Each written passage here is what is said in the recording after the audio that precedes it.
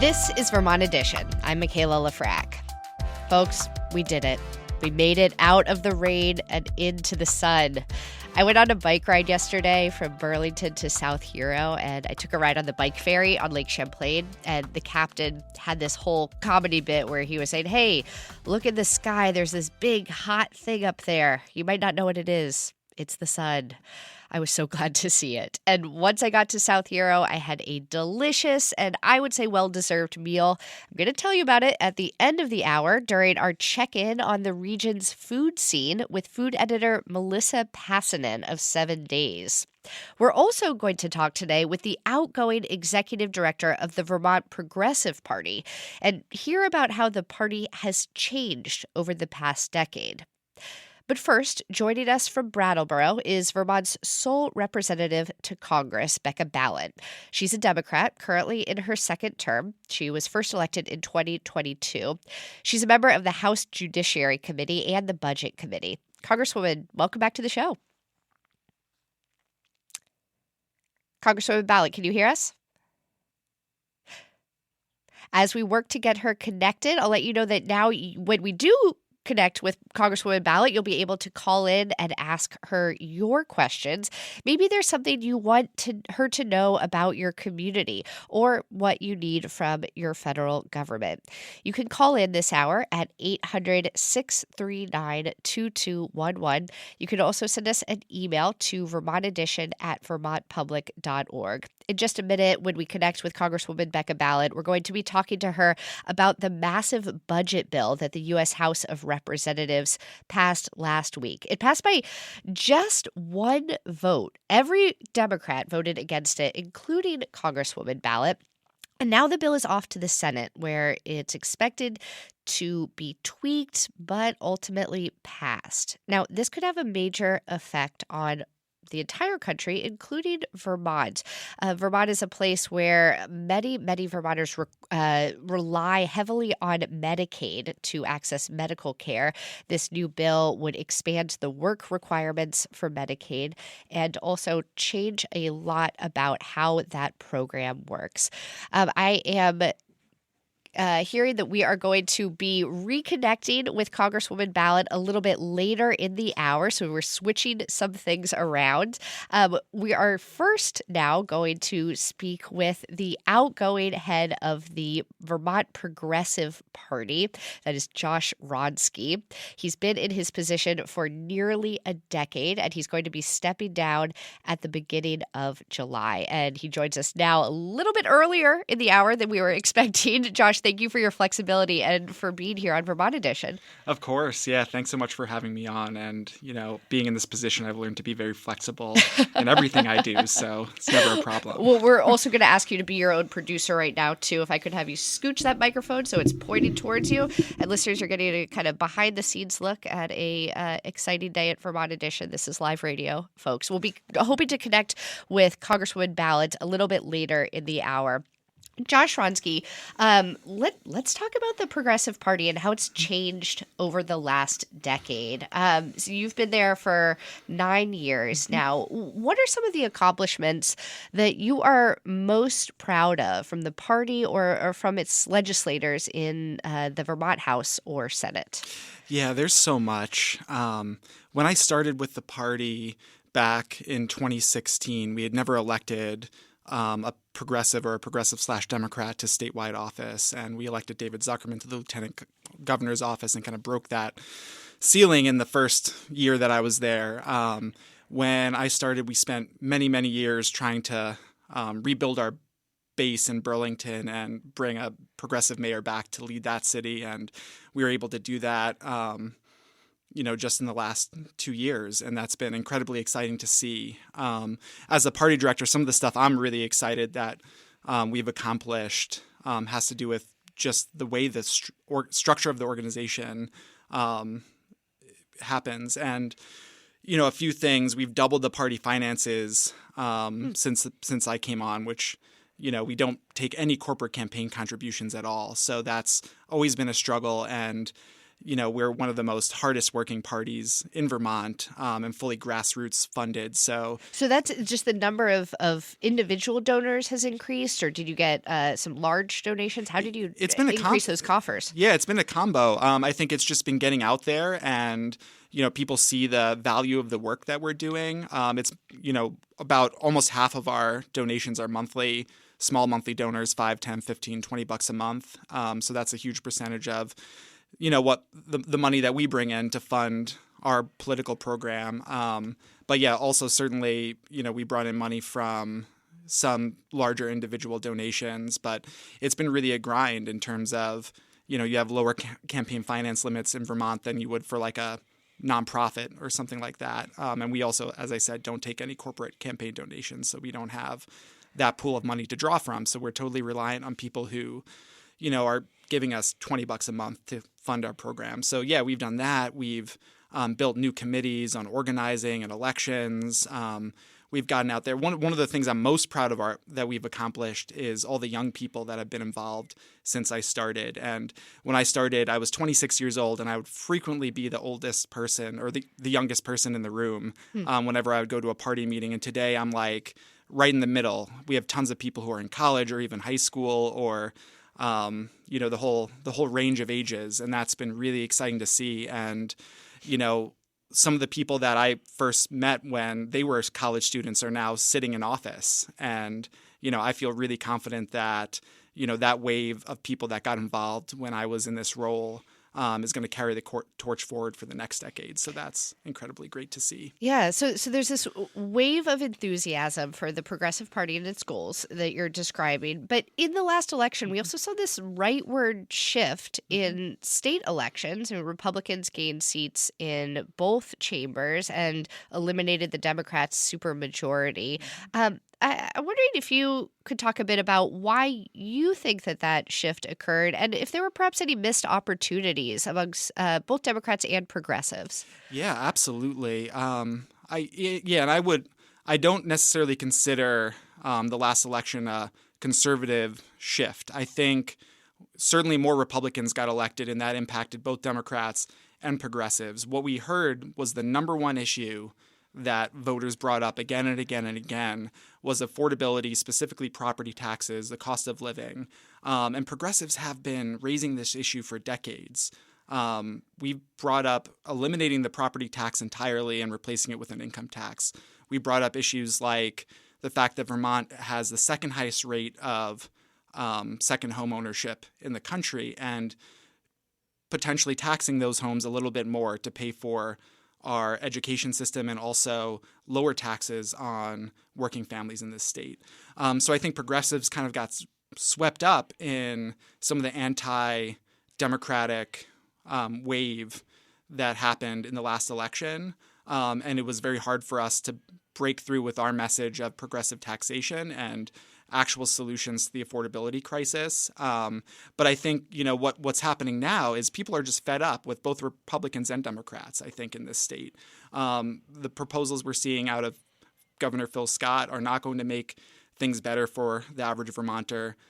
Democrats are not providing leadership in terms of making things better for actual Vermonters. Progressives, on the other hand, have been proposing legislation for years and years and years that will have a direct and meaningful impact to lower costs for everyone. I'd like to talk about wealth tax proposals here for a moment. There was a push to get a wealth tax passed last legislative session, so a tax on the highest level of income earners. I believe it was people who earn more than $500,000 a year. There was a bit of movement behind it. There were some big name supporters of this proposal, but it ultimately didn't go anywhere. There are also kind of concurrent pushes for a wealth tax at the national level as well. What do you think it'll take to get something like that passed, or is it time to admit that it's not going to go anywhere? It's definitely not time to admit that it's not going to go anywhere. I think it's going to take Vermonters calling their representatives, getting involved, running for office, and demanding this kind of change. And like I said, we have not seen Democratic establishment leaders or Republicans willing to implement a wealth tax or even a more progressive income tax, or really take any action that would lower taxes for working and middle class families and make wealthier Vermonters pay their fair share. But it doesn't, just like civil unions, Vermonters introduced the first civil union legislation, I believe, in the early 90s. And, the first time we introduced it, we got a couple votes in the House, maybe just a few outside of the Progressive House caucus. And then we introduced that legislation year after year. And eventually we got full civil unions and then full marriage equality. And, what we see, the role we've played has often been to be at the forefront in introducing legislation really decades ahead of its time. And eventually we see it become law. Another great example, Green Mountain healthcare, the first single payer healthcare legislation in the country that passed in Vermont in 2011. That's an issue. That was the first issue in Vermont I got involved with. And we saw, unfortunately, it became law, and then a Democratic governor killed it after it had already become law. Today, Vermont has the highest cost of healthcare in the country. Healthcare premiums are the most expensive in the country. We're seeing massive challenges with Blue Cross Blue Shield that may even lead to bankruptcy, apparently. And then what are we going to do at that point? We might actually be going back and looking at something like Green Mountain Healthcare and universal single-payer healthcare and actually implementing that because we might not have any other choice. So really, those kinds of issues, we don't always win the first time or the second or the third or the fifth time. But eventually the issues that we fight for do become law. So progressive income taxes are a key part of the party's platform. We just got an email from Donna in South Burlington who did have some concerns about that and said that it's time to realize that taxing the rich doesn't work in a small state like Vermont, which doesn't have a lot of high-paying jobs. I think that's an interesting perspective, Josh. I wonder what you think of that. Yeah, I would say, for one, just look at the second homeowner property rates in Vermont. I believe it's over 50,000 homes that are not primary residences in the state. They're second, third, fourth, fifth homes. If someone can afford to own a second, third, fourth, or fifth home in Vermont, I think they can pay a little bit more in property taxes, and we could bring in millions of dollars that could be used for property tax relief for working and middle-class families. We have a lot of people. Yeah, I would challenge the notion a little bit that we don't have a lot of high-paying jobs. We do have a solid number of, and we saw this especially during COVID, people moving here and buying homes basically sight unseen, paying, millions of dollars for a property and then moving here because Vermont has been a very desirable place to live. So we are seeing more and more kind of wealthy people come to this state and not necessarily paying their fair share. And then what happens is working class families are taking the brunt of increased costs and are getting priced out. So we're actually losing working and middle class families to other states because the whole way our economic system is set up is not fair. So at the state level, there's only a handful, a half dozen or so progs in the state legislature. But in Burlington, progressives have long played a very important role on the city council. Historically, about half the seats on the Burlington City Council have been made up of progressives. Why do you think prog candidates are more successful at the municipal level in Burlington? Yeah, I think it's a matter of history. We started in Burlington in the 80s with the election of Bernie Sanders as mayor of Burlington in 81. So there's been a long history of us running candidates and building a progressive base. And today there are kids who I know who were born when Bernie was mayor of Burlington and grew up with progressive parents. And now they're either running for office or getting involved in party work because it's a generational thing. So you don't necessarily see that in other parts of the state at this point, but we're getting there. I'm really excited. We've had new successes in Berry City, a brand new progressive group just formed and organized and is going to be running candidates. All the local elections outside of Vermont are nonpartisan. So, we work with those candidates, but they don't necessarily run as progressive candidates. Yeah, we have increased presence in Brattleboro and the Montpelier area and Washington County. So I think as our message is getting out there more and more people are willing to engage with the party work that we are doing, especially as they're seeing the Democrats and Republicans not offering real solutions to the problems they're facing in their everyday lives. Yeah. Well, most states have a two-party system. Mm-hmm. Vermont has three. Josh, you've been a big part of that by leading the Vermont Progressive Party for many years now. You're headed to a job with the Vermont State Employees Association. This gets you back to your roots in union organizing. Yes? That's correct. Yeah. Okay. Yeah, I started I came into the Progressive Party from the labor movement. I worked for a few different national unions and was all over the country and also in Vermont.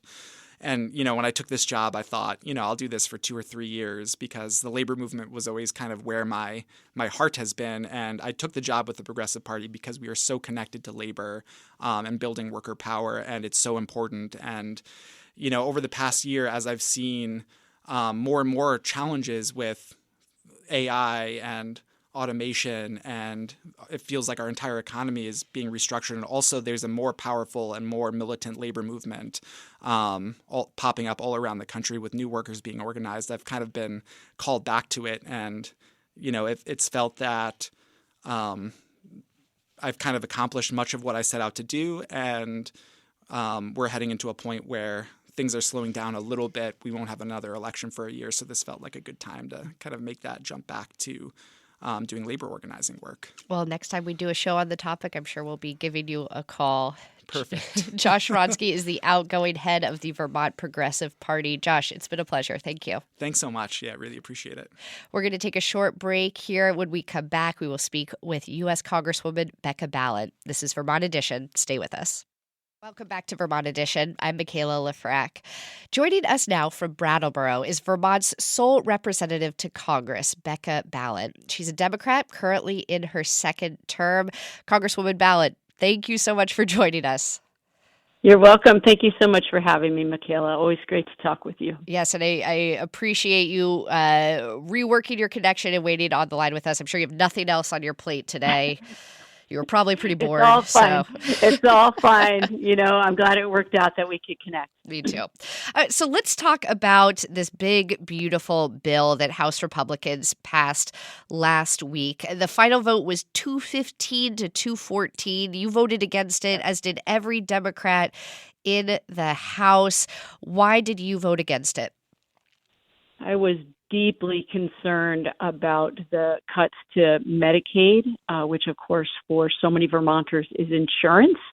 Those Medicaid cuts will not just impact individual people, it will impact our ability to keep rural hospitals open, and that's true in Vermont and across the country.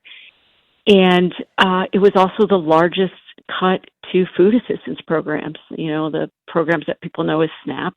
Again, a lot of Vermonters take advantage of food assistance.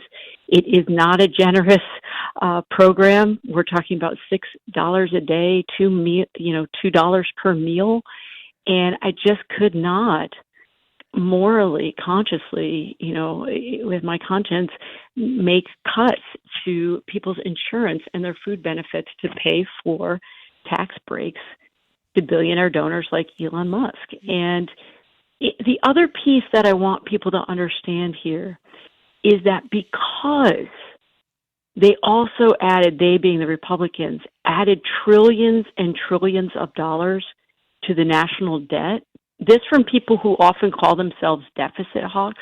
They voted for this massive hole in our budget. It will automatically trigger cuts to Medicare. And so it's really important for Vermonters to understand it doesn't matter what the president has said about this bill in terms of no cuts to Medicaid. It doesn't matter what my Republican colleagues have said. Every reputable source, including the Congressional Budget Office and so many news outlets, have pointed out there are absolutely cuts to Medicaid here. And, don't believe me, believe a conservative in the Senate, Josh Hawley. He was very outspoken last week saying this is unconscionable to be cutting Medicaid and food assistance for the poor and the middle class who are just trying to make ends meet. And so those were some of the big ones. It's also just a massive wealth transfer. And when you look at who is going to benefit from the tax cuts, it is people at the top. It is not people who really need those tax breaks. So for most people in, excuse me, the lower 20% of earners, your tax relief is going to be $1 a day. Whereas if you look at what the tax relief is for the 0.1% at the top, it's going to be $700 a day. And at a time of incredible wealth disparity, when we have terrible health outcomes, when people are so anxious about getting their basic needs met, this is not a bill for working people and for the middle class. And it was also, I think you've probably seen the news, it was definitely shoved through in the middle of the night. I flew in for a hearing on Sunday night. At night, this is unheard of. Like, you don't do hearings at night. The bill that was going through the Rules Committee was called, the meeting was called for 1 a.m. I had to give a floor speech at 3 a.m. This is not a bill that many of my colleagues are proud of. They're really hoping that it will get through without people paying too much attention to what's really in the details. And I'm deeply concerned about how this will impact Vermonters. And I just want to say to your listeners, whether you voted for Kamala Harris or if you didn't vote or you voted for Donald Trump believing he would give you tax relief and relief in terms of prices, this bill does not do that. And I'm always going to stand up for what is going to be better for Vermonters. And I can't tell you how many healthcare facilities that have been in touch with my office saying this bill would be absolutely devastating for rural healthcare in Vermont.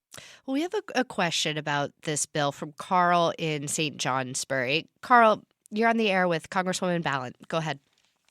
Yes, thank you, Michaela and Becca Balint. Thank you for being on the job there and for being, really engaged. It's really heartening to know that. When first announced, I thought this possibly can't get through. It's so drastic and horrible. But and when consider $3 trillion to the national debt that we just don't need, I was alarmed, horrified, and confused and angry. But now that it's actually coming to pass, if it does, will it be able to be reversed if we get an administration with a Congress that can reverse it or at least perhaps lessen the blow? Yeah, I really appreciate the question, Carl. And this is a really important point that I want to make to Vermonters is the fight's not over. It shifts to the Senate now. And so it's really important that Vermonters contact your senators, of course, being Senator Welch and Senator Sanders, who I know are well aware of the issues. Their offices have been in touch with my office, knowing sort of the twists and turns in the House. And so we have to continue to put pressure on them. Maybe that's not the right term because they're doing the work. I have no doubt. But to reach out to their Republican colleagues like Josh Hawley, like others who have always talked about themselves as standing up for the working poor, standing up for programs that support middle-class Americans, and get Republicans to make changes to the bill. That is our hope right now, is people like Josh Hawley will also continue the drumbeat of saying it is unconscionable to give people a tax break at the top when people are just barely getting by, and you don't go after their food assistance and their health insurance. And so not over by a long shot. We are going to continue to be putting pressure on our colleagues in the Senate as well through every channel that we can. In the House, we can continue to highlight some of the worst changes that were made. And also, I wanted to say there was also an 11th hour deal that was cut once again in the middle of the night to to this bill that was had provisions in it that you can't even believe they're real, like giving tax breaks to companies that produce silencers for firearms, giving tax breaks to tanning beds versus for the people who are providing Medicaid beds in nursing homes. And so there's just so much wrong with this bill. It's a handout for some of their biggest donors. And I really hope that I saw Rand Paul on the talk shows this weekend also making the case that this is not a good bill and that they need to make changes in the Senate. So I've been giving up. Yeah, go ahead, Michaela. Sorry. Apologies, and thank you, Carl, for calling in.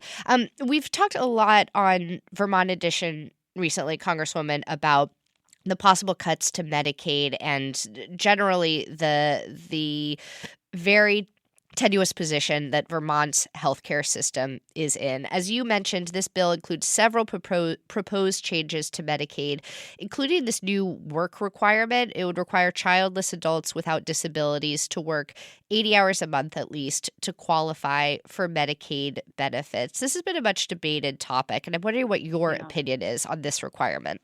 Yeah, if work requirements actually worked, then of course, it seems like a common sense measure, okay? But what we've seen in states that have implemented these requirements, in fact, what has happened is they've increased so much red tape to the system, seemingly intentionally, to just drive people off of the rolls. And so I'm all for, I'm cheap. I'm a Vermonter. We're all cheap. We all try to make, the cuts where we can. But this essentially is not about going after waste, fraud, and abuse, because you can't find that amount of waste and fraud in the system. There isn't $800 billion of waste in the Medicaid system. It's a very tightly controlled program. And so, again, if we had data that showed that this would, in fact, benefit the people on the program, of course we should look into it, but the data doesn't show that. It's just another means for kicking additional people off the rolls who need this care. And there are big ticket items that we should be going after, and one being the Pentagon budget. I've said it before, they've never passed an audit. There are millions, if not billions of dollars in savings in that part of the budget, but we don't see them going after that. We see them going after the poor. Well, let's move away for a moment here from the big, beautiful bill and talk about some of the other major issues that Congress has been facing recently, specifically Israel. The war in Gaza is obviously continuing, and big international organizations like the UN and Amnesty International have been warning of a devastating famine that could kill thousands of people, including children, if Israel does not allow for more aid to enter the region. Canada, the UK, and France have all threatened, quote, concrete actions if Israel doesn't change course. What is your opinion on the Israeli government's current war effort? And I'm curious if you think the U.S. should also participate in a pressure campaign similar to the one that other countries are mounting right now. I do. I don't know if listeners saw the remarks that former Israeli Prime Minister Ehud Olmert made this past week. He said, look, there's no way else to look at this, that this is now approaching the place of war crimes committed by Netanyahu. And it pains me to say that, but there's no question that this has been an effort by this administration, meaning the Netanyahu administration, to starve the people of Gaza, to take over the West Bank, and we cannot be complicit in this. And when you look at, and I think this has been a great tragedy for some of the people across the country who thought that President Trump would have a different perspective on this, and therefore either gave their support to that administration, to that candidacy of Donald Trump, or decided not to vote at all. What we see is Trump very clearly signaling that he has been comfortable with the plans of the Israeli government to take over the West Bank and Gaza. And we have to have a very strong response to this.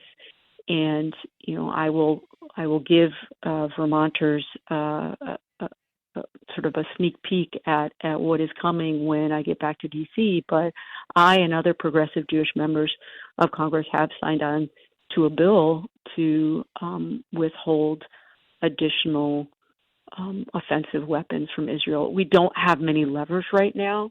It's clear that the Trump administration and the Netanyahu administration do not have a great relationship right now, so I do not know to what extent that is a lever that can be moved. But former Prime Minister Olmert making those statements when he is there in the region, he can see so much up close. I think it's clear that we can no longer participate in this. Thank you. If you're just joining us, we are speaking with U.S. Congresswoman Becca Balint, a Democrat from Brattleboro. Congresswoman Balint, at a town meeting in Rockingham last month, a constituent asked you about impeaching President Donald Trump, and you said you'd support it. He was already impeached twice in 2019 and 2021. Yeah. He is president now. We got an email from Angelique, who wrote that you have often referred to Trump as a dictator. And Angelique says, the founders gave Congress the tool of impeachment to deal with a tyrant. Will you lead the way on impeachment of President Trump? And then I'd just add, if you do support it, why? What would it accomplish? Right. Well, I love this question so much because it is true that, as Angelique said, I do believe that this president is operating as a dictator, as an autocrat. The playbook that he is following is clearly, from my perspective, and many others who have studied history as I have, that he is acting in lockstep with what other authoritarian governments have done. And the point that you bring up is an excellent one, which is to what end? Because you have nothing has changed in Congress in terms of being able to get a conviction on an impeachment proceeding, except that Republicans in the House have gotten even more extreme in their views. Many more of the people who are now in Congress with me are more extreme in their views. They are not what you might call moderate Republicans. A lot of the moderate Republicans have lost. So the people that would in the past be voting for impeachment articles are no longer with us. And so I want to couch my answer in saying there are grounds that can be argued in terms of having impeachment articles brought to the House. But we can't, first of all, we can't bring them to the House floor because we do not have a majority. We have a representative in the guise of, Mike Johnson as Speaker of the House. He has said that this is not ever going to see the light of day. We don't have the votes. We know that. And ultimately, at this moment, the American people are not with us in that movement. And so one of the things that I said in that conversation in Rockingham and others is that there are many of us in Congress watching to figure out what the conditions are where we could move it and actually get a conviction. And we're not there right now. We're not there. And just to remind people too, because I know a lot of people, the details are frustrating, but right now for anything that we want to bring to the floor in the House, we need 218 votes, and Democrats right now have 213. And even when we do something called the discharge petition, which we did a couple weeks ago to finally make it possible for nursing mothers to be able to vote remotely, we had a bipartisan bill. Republicans, Democrats signed on. And in the end, the House Speaker used a procedural maneuver to not actually allow us to vote on it. And so our levers are limited at this time. Congresswoman, you mentioned that you're going to be heading back to Washington soon. You're currently in Vermont, and you'll be hosting a town hall in Newport tomorrow, very close to the Vermont-Canada border. I'm wondering what your goals are from that town hall. What are you expecting to hear about before you head back to Washington? Yeah, we have gotten, a lot of feedback from the folks who will be attending, and they are deeply concerned about the ways in which we seem to be dealing with an administration that doesn't believe in the rule of law as it relates to the issue of habeas corpus, as it relates to having due process.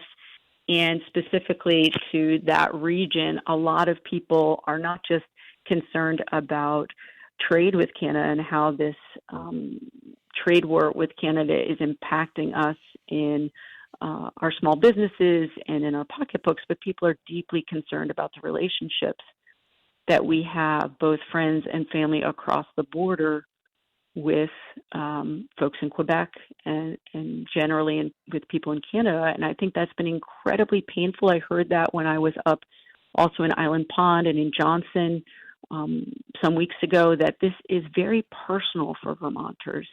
And I think it's important for me not just to be someone who convey what is happening in my committees and on the floor of the House, but to be there with open ears and an open heart, listening to how it is impacting their communities, because that is something that we've heard directly. Well, one of the beauties of living in a small state is that you can often get some FaceTime with our representatives to the House and Senate by attending one of their town halls when they come to your community. Tomorrow, Becca Balint will be in Newport at the North Country Union High School at 5:15. Congresswoman Becca Balint, thank you so much for speaking with us on Vermont Edition. It's my pleasure. I'm glad it worked out. Thank you. Coming up, we are leaving politics behind for just a moment and talking about food. It is our monthly food segment with 7 days. That's in just a minute. Stay with us. Welcome back to Vermont Edition. I'm Michaela Lefrak. Hungry? Me too. It is time for our monthly check-in on our region's food and beverage scene. And joining me in the studio is Melissa Pasanen, the food editor for 7 days. Melissa, it's great to see you. Good to be here. And I did eat a little bit before I came, which is a good idea. Wise. I know, you're never supposed to go to the grocery store hungry. And I feel like I always come into these conversations hungry, which is probably not wise. Yes, not wise. And I tried to bring you snacks and you won't eat them. So, it's not my fault. Wow. All right. We'll talk about that later. Okay. So it is finally sunny again, and it is hopefully going to remain sunny. Maybe. We'll see. I'm praying. I'm putting it out there. I know our region's farmers markets are also praying for some good weather too. You recently profiled several vendors at Burlington's farmers market. Can you tell us a little bit about some of the people that you met? Yeah, that was great. I mean, it is my quote-unquote home market, and I know a lot of the folks there pretty well, but it's just, you always learn things, right? So I tried to do a mix of folks who've been there since the beginning. So Lewis Creek Farm, Hank Bissell has been there since 1981. So I talked to him about the changes he's seen. That was super interesting. He has a produce farm in Starksboro. One of the things he noted that I thought was really interesting is that what is considered an agricultural product has changed over the years, right? So people have figured out you make more money selling a burger than you do selling a frozen steak. So you'll see that. There are a lot of farmers now who cook up some of what they grow. That was really cool. And then, new vendors, Kaylee Boucher, who is actually a second-generation cheesemaker.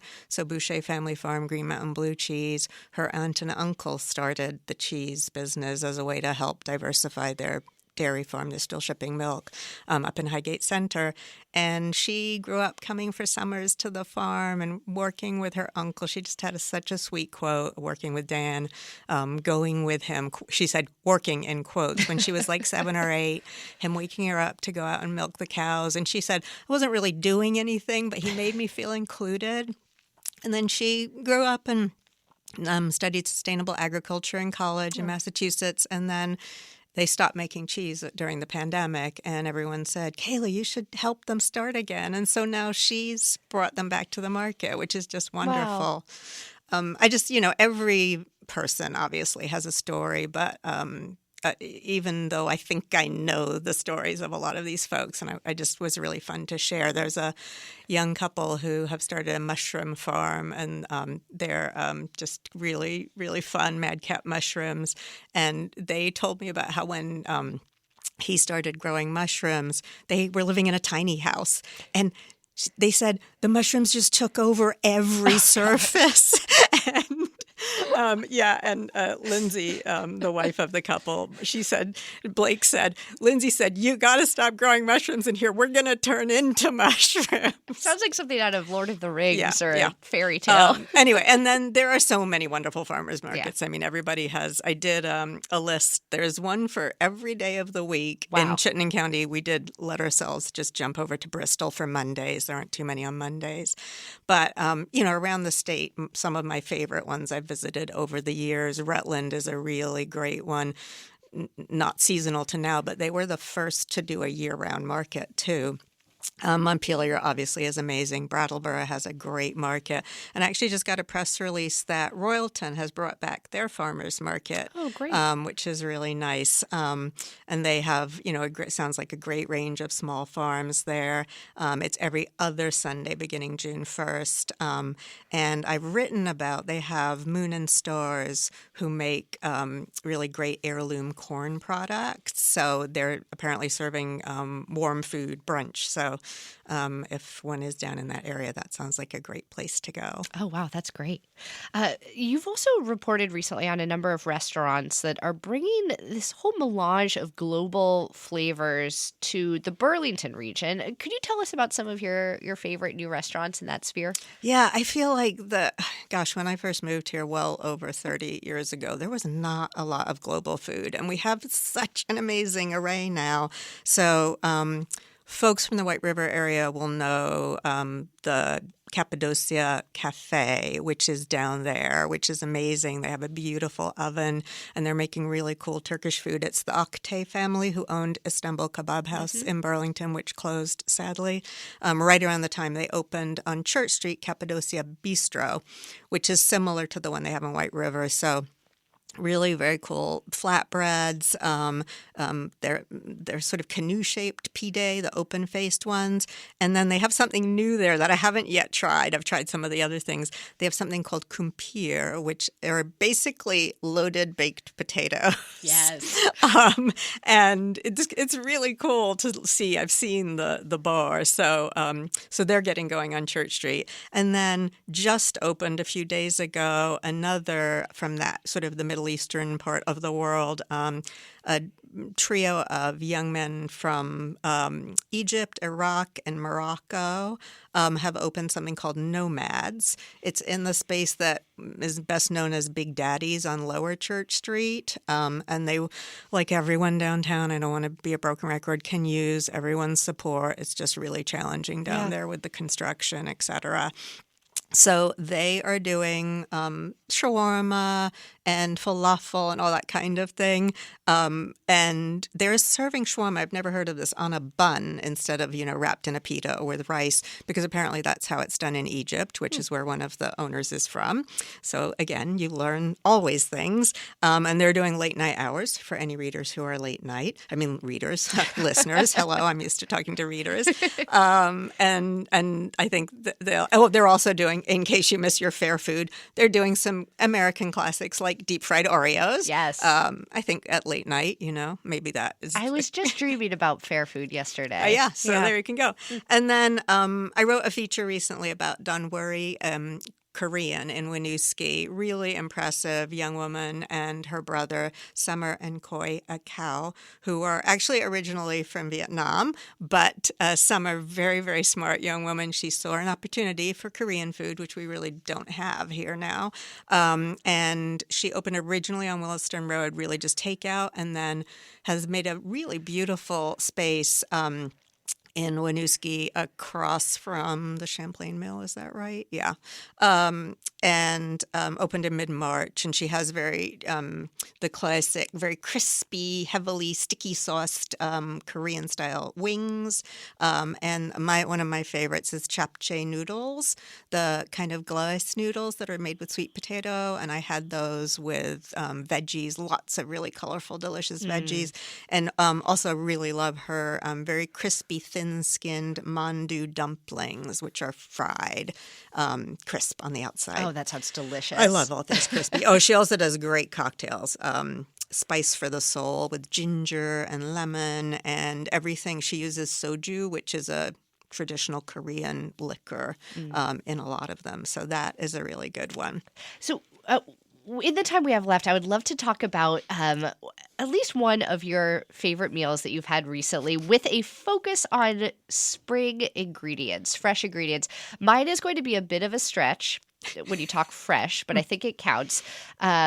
Because I think spring, sugar, and season, they're all connected. I had my first maple creamy of the season yesterday, and it was so good. It had the little maple crunchies on it. I got it at Allen Home Farm in South Hero. My favorite thing that they do there is later in the summer and in the fall, they do like a slice of warm apple pie with a creamy on top. It is heaven. They're not doing that yet, but just the creamy itself was perfection. What about you? Well, Papa Ray was the classic Ray Allen, and he is no longer with us. So that will be a different experience. Yeah, I wonder who's taking on that mantle there. So I was just in New York City, and there I actually found Vermont Creamies, which was very funny. Really? Literally across. So this is a bit of a cheat, but my first Vermont Creamy this season was in Brooklyn. So my little sister. I don't know how I feel about no, this, I'm sorry, Melissa. but it's good. It's good for Vermont, right? Okay. So my little sister lives in Brooklyn with my almost 5-year-old niece.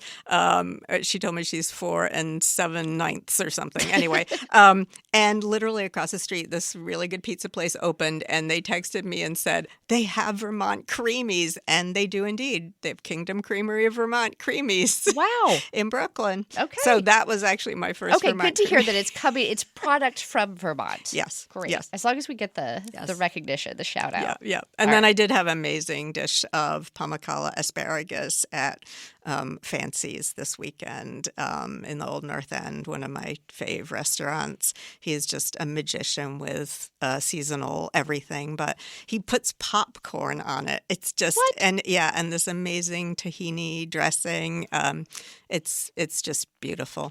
Well, on our recent spring gardening show that we did with Charlie Nardozzi on Vermont Edition, we talked a lot about how you grow asparagus, and I learned what a years-long ordeal it can be to actually get asparagus shoots coming up. So I appreciate them all the more now that I see them on restaurant menus. Yes. And regarding creamies, I just have to give my colleague Chelsea Edgar's essay, The Hater's Guide to Creamies. Oh, this made me laugh out loud. A little shout out because she is so funny, and it's both useful and hilarious. So I recommend everyone who hasn't read that in last week's issue, go give it a little read. Yes, The Hater's Guide to Creamies. It is so funny. Yep. By Chelsea Edgar. Melissa Pasanen, food editor and writer at 7 Days. Thank you so much for joining us today. Always good to be here. Thank you. And I promise if you bring me snacks next time, I will eat them. Okay, good. We'll make a plan. All right, that is all the time that we have for Vermont Edition today. As always, if you have an idea for a show topic or a story that you would like us to cover here on the radio, you can email vermontedition@vermontpublic.org. We always love hearing from you. Today's show was directed by Aaliyah Papes. John Ahrens is our managing producer. Andrea Lorian and Daniela Fierro are our producers. Today's call screener was Rick Barrett, and our theme music is by Myra Flynn. I'm Michaela Lafrac. Thank you so much for listening, and we'll catch up again soon.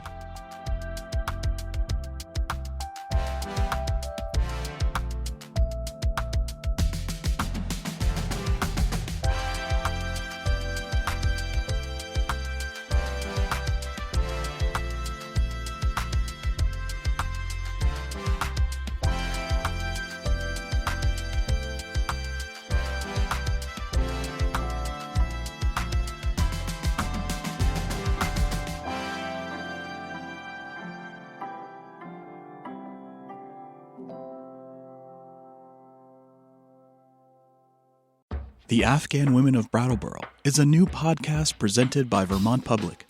The series follows a group of women who evacuated from Afghanistan after the Taliban seized power in 2021 and had to forge a new path for themselves in southern Vermont. It was not easy for me to begin like a different life in here, but I started. All 6 episodes are available now wherever you listen to podcasts. Just search for Vermont Public Docs and subscribe.